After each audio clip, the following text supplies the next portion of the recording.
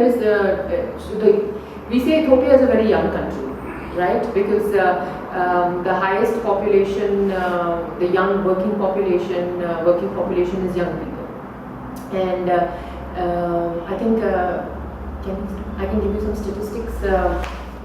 77% of the population in Ethiopia is below the age of 35 years. And that's what our last assessments show. And about 73% of the young people were between 0 to 29 years. And the working population, which according to ILO is between 15 years to 64, constitutes about 55% of the population in Ethiopia. So we are looking at an extremely young country, which has a very strong young population and high numbers of young people, and what we constantly say is a demographic dividend. But if this demographic dividend is not channelized correctly, then it will just remain a youth bulge, and then we will see the kind of challenges and problems that we are currently seeing in the country, right? So then the question is that how do we channelize these young people? Because majority of them either want to migrate out of the country, and the ones who are behind are not necessarily participating in an optimum way in the labor markets. So what is the reason for that? And the reason we know from our evidence has shown that there is a huge skills mismatch in the country. So the young people, we are producing a lot of graduates in the country. There is a high number of turnout of graduates. But are all these graduates getting the jobs that are available in Ethiopia today is a question mark. So the private sector turns on and says, we're really sorry, but they don't have the kind of skills they need to work in our company. So some big companies have already started on-the-job training programs. Like if you go to any of these big multinationals, they make sure that they train the young people they hire to make them job fit to work in their companies, right? But not everybody is investing in on-the-job training or is investing in skills development at the workplace. And the argument that the private sector, especially the local private sector, gives us is that they invest in a young person, they build his or her skills, but then they leave. So there is no commitment to continue with the in the job. But then there are other challenges that the young people tell us. The kind of pay, the kind of salary they're getting is so low that it's not motivating enough to keep them on the job. So what is important is that some of the labor market institutions that at ILO we believe are critical are important to make. It's important to make sure that these are strengthened. So how do you make sure that the right kind of working environment, the right kind of salary, the right kind of skills are given to the young person to motivate him or her to stay on the job. But at the same time, the young people also need to change their attitude and their approach to work. Every young person you want to speak to, just wants to earn X amount of money at the end of every month, not realizing that they yet do not have the skill sets and the potential to demand those kind of salaries. So there has to be a meeting point somewhere, and that is when we talk about soft skills. We are developing these soft skill packages where we are teaching the young people that it's important to have the right kind of discipline and the right kind of approach to work. They have to look at it in a long-term perspective. They can't expect that they walk in today into a job and then get paid overnight XYZ without showing what they're capable of. So these are the kind of soft skills that are needed for young people. But at the same time, how does the private sector participate, and how does the private sector see its responsibility in investing in creating the right ecosystem for the young people to come into the labor market? It is not the government's job to go around creating jobs. The government can only create the right policies. The government can create the right environment which will encourage the private sector to invest and encourage them to hire from local people. So how do you bring the private sector as a partner is also key.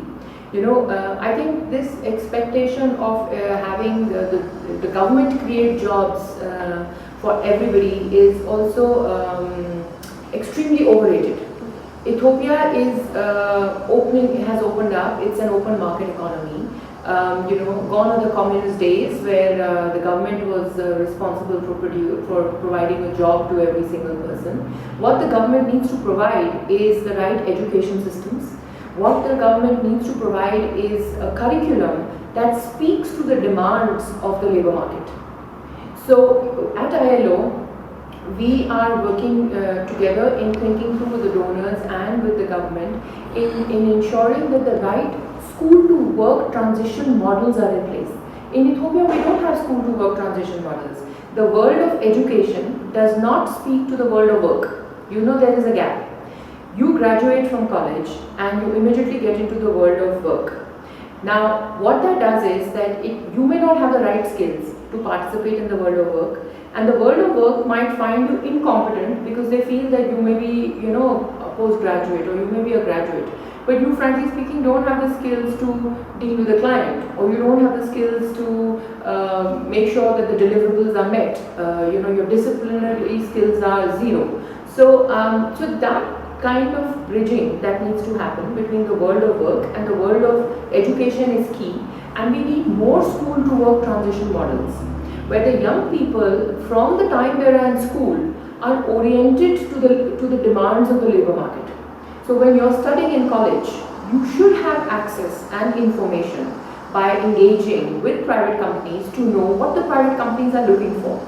So efforts are there. I mean, I wouldn't say nothing is happening. Of course it's happening. Like if you look at all the job fairs that are being done by the Addis Ababa University, or even some of the private sector that is organizing job fairs, etc. It's happening. But there is a potential for much more.